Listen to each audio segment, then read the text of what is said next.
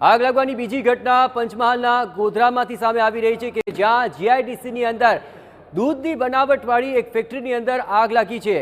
હાલ ફેક્ટરીના ત્રીજા માળે આઈસ્ક્રીમના ગોડાઉનની અંદર આગ લાગી હોવાનું છે અનુમાન।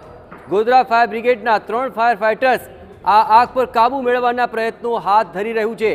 આગની ઘટનાને પગલે ફેક્ટરીની આસપાસના વિસ્તારમાં હાલ તો અફરાતફરીનો છે માહોલ અને આગને બુઝાવવા માટેની કામગીરી ચાલી રહી છે। અહીં જીઆઈડીસીમાં દૂધની બનાવટ કરતી આ ફેક્ટરીની અંદર આગ લાગી છે, જે ત્રીજા માળે આઈસ્ક્રીમના ગોડાઉનની અંદર આગ લાગી હોવાનું અનુમાન છે। ગોધરા ફાયર બ્રિગેડના 3 ફાયર ફાઇટર્સ દ્વારા આગ પર કાબુ મેળવવાના પ્રયત્નો ચાલી રહ્યા છે અને આગની ઘટનાને પગલે ફેક્ટરીની આસપાસના વિસ્તારોમાં અફરાતફરીનો માહોલ જોવા મળી રહ્યો છે।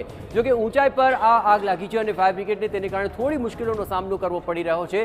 આગ વધુ માત્રામાં પ્રસરે નહીં તે તેમની પ્રાથમિકતા છે અને સતત પાણીનો છંટકાવ કરીને આગ આગળ ન પ્રસરે તે માટેની ખાસ તકેદારી લેવામાં આવી રહી છે।